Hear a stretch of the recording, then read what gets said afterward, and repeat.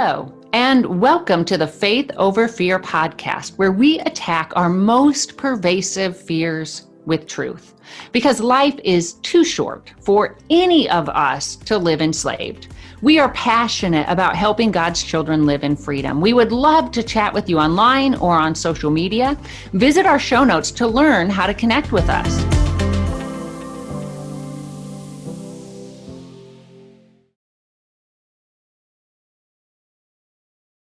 I'm Jennifer Slattery, and I'm a mom who hates to see my daughter struggle. I hate to see her experience pain. And if I'm not careful, my anxiety can cause me to rescue her and to potentially stunt her growth and to stunt her faith and her dependence on Christ. To love our kids well, we must find the courage to let them fail. And this is such a hard, confusing concept to grasp, to really live out, which is why I have brought a licensed mental health counselor with us today. She's a mom herself, and she's going to be speaking to us on why we need to have the courage to let our kids fail and how we can do that well. And so Brenda Yoder is here. Hi, Brenda. Thank you for joining us. Hi, Jennifer. I'm glad to be here. So Brenda Yoder, she's a speaker, she's an author, she's a licensed mental health counselor, school counselor, and life coach whose passion is encouraging others when life doesn't fit the storybook image. Wow, that's like always. Her book, Fledge, Launching Your Kids Without Losing Your Mind, is a handbook for parents in the season of raising and releasing kids. She's host of the Fledge Parent Facebook Forum and will be launching a new podcast for midlife moms called Midlife Mom Matters in March with Amelia Rhodes. Brenda's been featured in Guideposts and Chicken Soup for the Soul books and the Washington Post. She's a former teacher, and she twice received the Touchstone Award for Teachers. Her ministry and podcast, Life Beyond the Picket Fence, is found at brendayoder.com. We'll put that in the show notes, where she writes about faith, life, and family beyond the storybook image. You'll be able to find that forum and then also just resources on her website as well. So I know this is a topic actually that you are pretty passionate about, just the courage to let our kids fail. I am. There's a term that I learned as a school counselor as we were working in an intervention team, and one of my colleagues left and they said, "Don't steal the struggle." And that was an admonishment to us as educators of not coming to the rescue of children all the time, because we know as educators and as a counselor, I know that we have to have resistance. We have to know how to persevere. We need to know how to build those strong muscles. And our children need to develop those strong muscles. In fact, Fledge is the process of a young bird developing strong wing feathers that are ready for flight. And God's image of children going into their own world from the home of origin is that image of parents releasing arrows. And Psalm 127 says, like, arrows in the hands of warriors. And so a warrior is someone who is strong. It is someone who fights, but also nurtures. And I know as a therapist and as a former high school teacher, so I taught juniors and seniors for the majority of the years that I taught in a classroom. And I've counseled a lot of young adults. And the one thing that most young adults, and especially seniors, juniors and seniors, really struggle with is them having validity in their own minds, them having parents who believe in them. And, you know, my own young adult just said something that has really impacted me. I have 4 kids, and so we're still in the process of releasing our youngest. We have one in college. We have one who's 23, so a recent college graduate, and then young married, and then we also have an older one. So our kids have been missionaries. So I've been doing all of this while I've been writing about it and speaking about it. But one of my own young adults said that in this pandemic, they're really frustrated because they have not been able to take a risk and fail. Wow. And I was like, wow, what do you mean by that? And this is my one who has big dreams, and he feels stifled and unable to reach those dreams and goals, because in order to do that, you do have to take a risk. You do have to step out there, which involves failure of some sort. And the reason that failure is so important during the young adult and teen years is because that's when there's still a safety net underneath our kids of parents who, when they're in the home as teenagers and we're still raising them, we still have the ability, to guide them and support them. When they're young adults, that guidance is less, and yet it is essential, because one thing that I have seen through this pandemic and through the inability of teens and young adults to have the regular processes of being on their own and testing the waters and taking some of those risks is that there's become an increase of anxiety of not being able to do things, of literally feeling frozen because they're unable to do what God has naturally designed teen and young adults to do.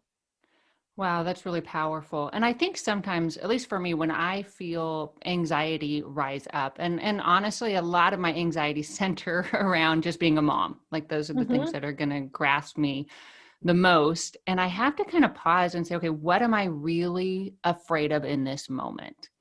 And a lot of times, if I take a step back, it's that my daughter won't have the life that I want her to have, or the life maybe even that she wants to have. I know when she was in college, and so you counseled me through a really difficult time in her college career, and she shared on previous episodes she has 2 learning disabilities that we didn't recognize until midway through college. So she didn't have the adaptations and probably the training that we might have given her prior. And there were times she would come to me in just tears, and she was receiving so much feedback that she was never going to make it. You're not going to do this. You don't have what it takes. And my husband and I were listening to her, and it was hard in that moment, because honestly, we didn't know if she was going to make it through college. Mm-hmm.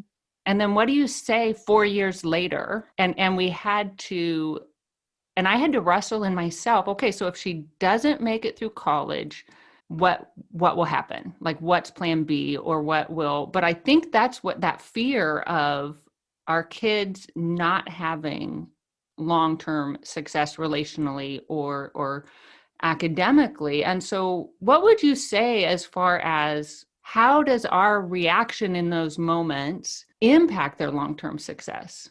Mm-hmm. I think it sends a lot of messages. And so if you think about it this way, if you think about your child when they're really young and they're just learning how to walk, right? What do parents do? We say, yeah, you can do it, because we know, first of all, that they can do it because developmentally it's appropriate, and they need to do it. They need to know how to walk, because without it, their legs aren't going to be strong enough. We're not going to be carrying them around when they're 4 or 5 years old, whatever.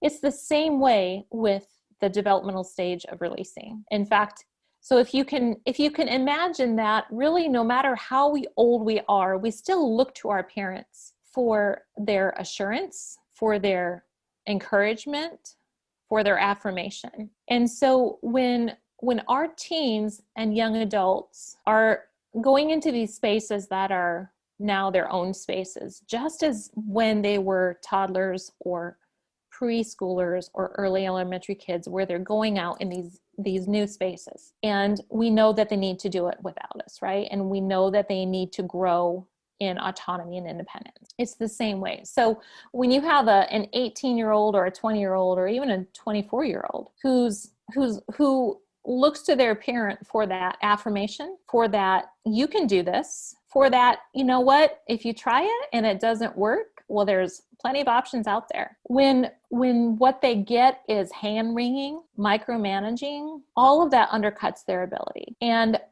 I've heard it from, again, young adults that I've worked with who have literally said that from their mouth. But when I think about even my own kids, I have a girl and then 3 boys, and they're all 3 years apart. So we have always kind of had someone in this stage of, either entering high school, leaving high school, having one in college, we've always had someone going into a large developmental stage at every turn. For my own kids, we've always had someone who has been at a significant developmental stage. And so our kids are all 3 years apart. So we've always kind of had one who's either starting high school, leaving high school, starting college, or leaving college. And what I've learned, especially from my sons, is that they don't want mom over in the corner kind of wringing her hands and, oh, are you going to be okay?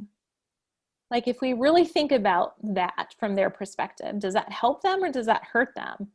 That puts significant doubts in their minds that they can really do their own life. And throughout Fledge, I say that our job parenting is active parenting until they cross that graduation stage. Like, we don't give up. We don't go into co-pilot where we just kind of, you're a senior now, there's not really much I can do, just kind of do your own thing. No, they still need guidance. But once they're really supposed to be on their own, even if they're living in your house, there are developmentally appropriate things that we really do need to take our hands off and let them struggle and let them really find who they are, what their strengths are, the more that they can learn about themselves rather than what we tell them about themselves, the more ownership they're going to have in their own life. And that's part of why we have a crisis among 30-somethings all the way through the current teenage population, of anxiety and depression and inability to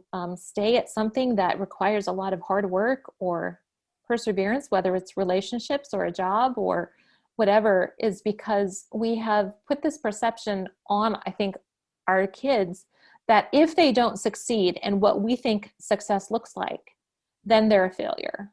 And then what? When in reality, generations before us have not worried so much about what they're going to do for the rest of their lives. They really have figured things out along the way and worked hard for what they wanted. And as parents, that's one of the greatest gifts that we can give them, is the affirmation that they really can do it if they want to. They may fail, but it's not a failure at that thing. Everything that we learn isn't for us, or that we learn we don't want to do, is actually a stepping stone to know more about ourselves and more of what we do want to do and how we process things, how we learn.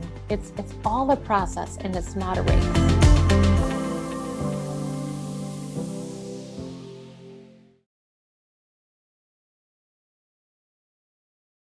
And, you talked about the anxiety, like the wringing of our hands. I think sometimes parental fears can come out the other way of, you'd mentioned briefly, micromanaging. So like criticizing if they make a mistake. And I find when she was growing up, I could lean either way. Like when my anxiety would come up, I could either become critical of her, and usually it came from the same place. It was from a place of fear, either fear that I was failing as a mom. That was often actually. And then I put that on her, or fear that something wasn't going to work out for her. And she said something to me the other day. She's an adult now as well. And she was talking about we went through this tense period when she was kind of transitioning into adulthood, where I was over advising. And she would get frustrated. And she told me later, she said, well, Mom, I already felt like I didn't know what I was doing as an adult. And so when you did that, it made me feel even more like I didn't know what I was doing. And I was like, wow, if I would have known that in the moment, I would have pulled back. Right. And I think what you just labeled is so significant, and it's so important, is as our kids get older, we have to really start seeing our role diminish in their life. And that's hard, right? Because we bring them home as babies, but really the minute they come home as babies or those adoption papers are signed, God has designed them to walk out the door. I'm watching my own grandson. We have a brand new grandson who's 6 months old, and I'm seeing this process play out before my eyes with my son and daughter-in-law.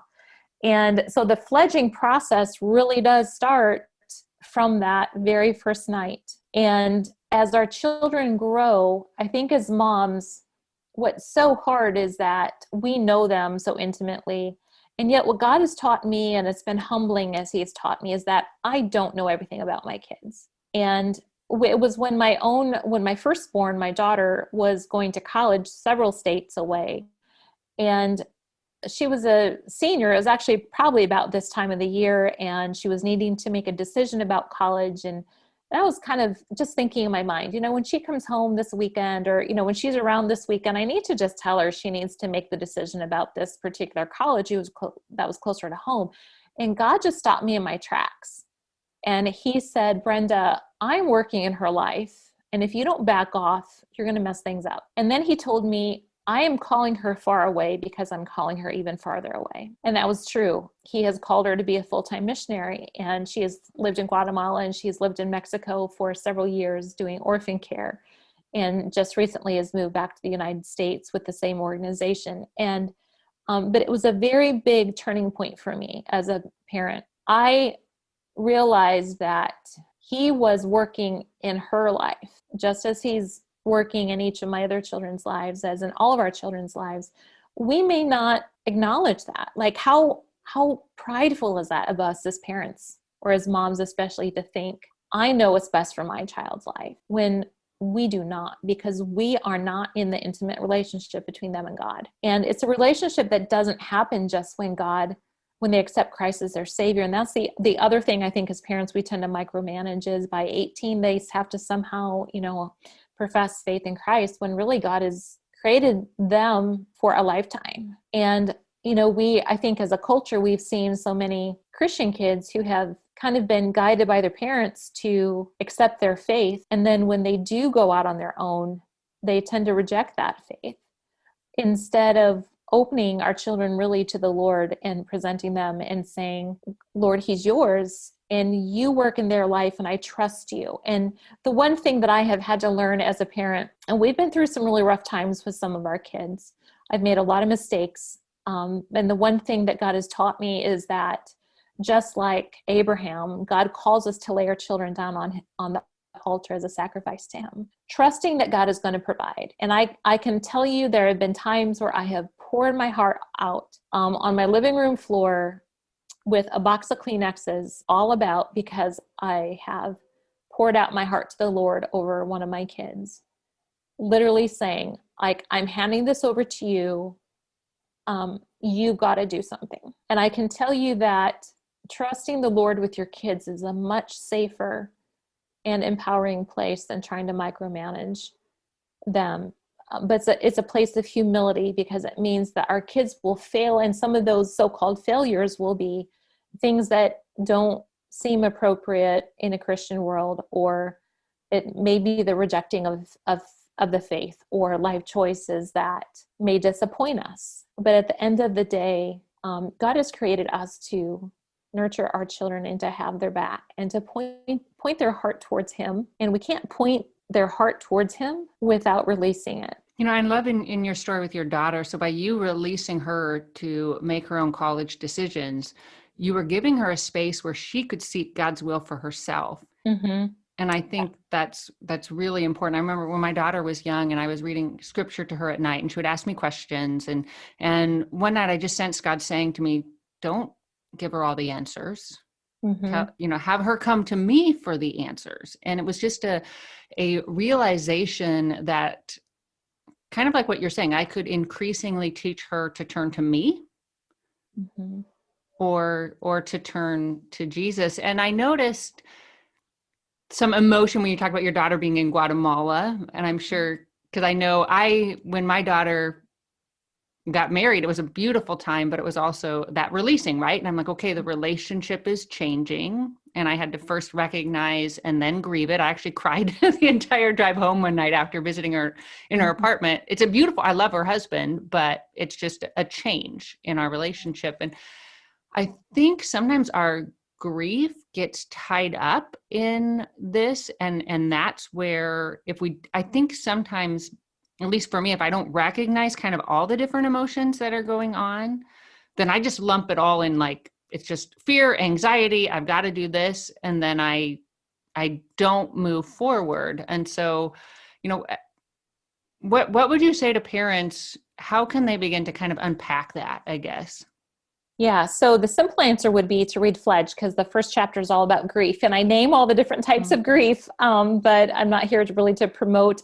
This book was really written just from my heart for myself and every other mom who's in this stage, because I wrote it in between my third and fourth leaving. So it was when my third out of four was leaving, and I was stuck in grief. I like cried. It felt like I cried the whole summer that my third left for college, because so much was changing. And but there are different types of grief, and as I've done workshops and retreats on this, what I've heard is that defining the different types of grief is so important. And I'll just mention a few of those.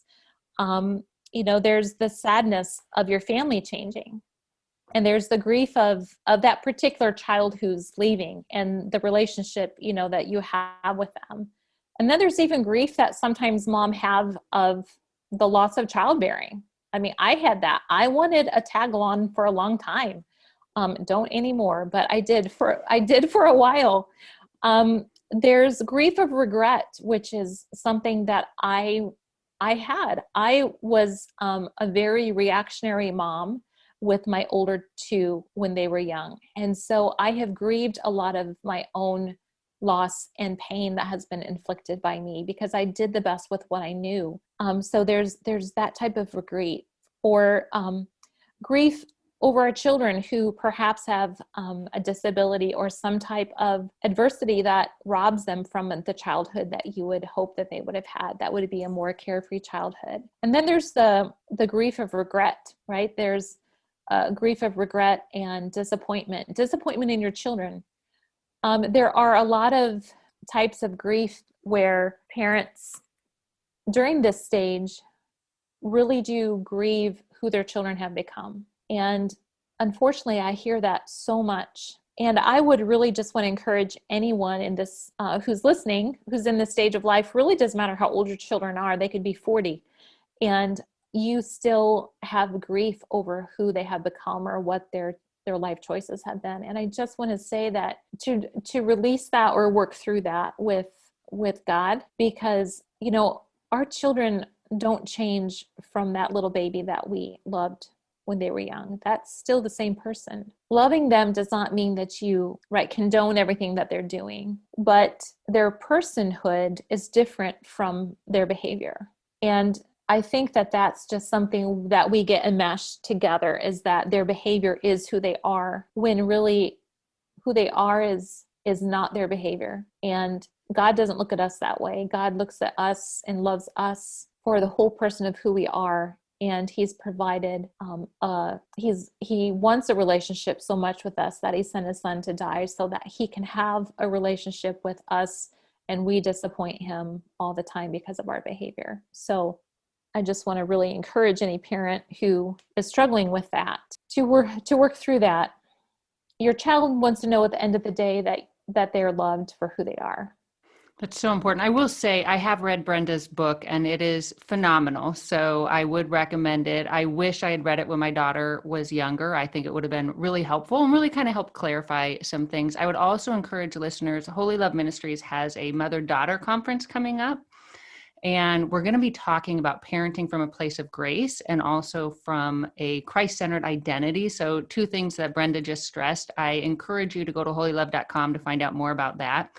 I think sometimes, Brenda, at least for me, a lot of this was really confusing to me when my daughter was young, knowing, and you and I had talked about that when my daughter was in college, knowing what was helpful and what was harmful. And then it was also very hard because I show love. That's just my way of kind of showing love for her. Even now, I'll just go to her apartment and clean once in a while, not because she needs it. In fact, sometimes it's annoying and she lets me do it, but it's just, that's been my expression. And sometimes that was a challenge when she was in college and she had her own apartment. And you helped me work through that. The one thing, she was barely, I didn't recognize how significant her learning disability was, how much time it took. Mm-hmm. And so it was kind of, somebody explained it to me once, like if you have all these things on a cart, you put one more thing and then something else falls off the cart. And so periodically my husband would just go and clean her apartment. And then we'd drive home saying, was this enabling? And we didn't know. And so. Yeah. And I think that difference between enabling and enmeshment, it is a fine line. There's a difference of I'm doing it because I want to, and I love to because it's a blessing to me and it's a blessing to your child, right? And then there's a difference of doing it for them because we somehow either don't think that they're capable to do it, or we need the satisfaction of doing it so much that we don't really release them properly. And I think that's often the challenge for moms in their stage of releasing, especially when your children become older than 22 or so. And I think, when they're still 19, 20, 21, 22, college age, there's still space there of you kind of being that mom in their life. But as they get older into, full adulthood, they say the brain is fully developed now at 24 or 25. There's a time where we need to recognize that doing things for our kids, if it's because we need it for satisfaction or to make us feel needed or wanted, that's the wrong motive. And that's where, as parents, I think that's the gap for midlife moms, is we've done everything for our children for such a long time that our hands feel empty. And God is there wanting to fill our hands. And I think that's the part where enabling and parenting our children can become an idol when we do not allow God to fill the need and the contentment that parenting and mothering has given us. And then we learn to mother and parent in different ways that help our children grow and also help us grow. But it's hard. There's just no other way about it. I know that's one of the biggest sets of grief that I had when I still had my youngest one even at home for 3 years, but I was already crying because my role as mom was going to end. And I still had one in my house. What was that about? I was like missing part of his life because I was so sad that childhood was ending in our home. When if I only had one child, like you do, I would not have been grieving that already. I would have been fully embracing that time. So it's a learning curve for each of us. But I think as we each seek the Lord, and I've kind of written some thought-provoking questions and some discussion questions throughout Fledge. And I just actually had a mom email me this past week and said, I took time and did every question, and it really convicted, and it really helped me grow. And I've really written Fledge to really cover all the components of what not just a family goes through. It's not really a parenting book. It's really a book for moms in the season of releasing. And it's about parenting, but it's also about our own needs and our own changes and grief and marriage and friendship and loss, and all of the identity pieces go through also. That's awesome. Well, I love especially what you said about our kids needing struggle and not taking away the struggle. And I love all the resources that you have. Again, I loved her book. If you haven't read it, I would really encourage you to do so. And actually, even if your kids are grown, because I was still able to learn a lot that I can implement with my adult daughter and really process. Well, thank you for listening. I hope today encouraged you. I hope it maybe gave you some things to think about and maybe some assurances that God is with you in this parenting journey and He's with your kids. I would love it if you would rate this podcast. It helps others to find it. Make sure to subscribe, then you won't miss a single episode. And until next time, may you live with the courage of one who truly has been set free. Hey everyone, thanks for listening to Faith Over Fear, a production of Life Audio and the Salem Web Network. If you enjoyed what you heard today, we'd love for you to head over to your favorite podcast app and leave us a review. To learn more about Jennifer Slattery, or to check out any of the resources she mentioned in this episode, just head over to her website, jenniferslatterylivesoutloud.com, or check out our show notes.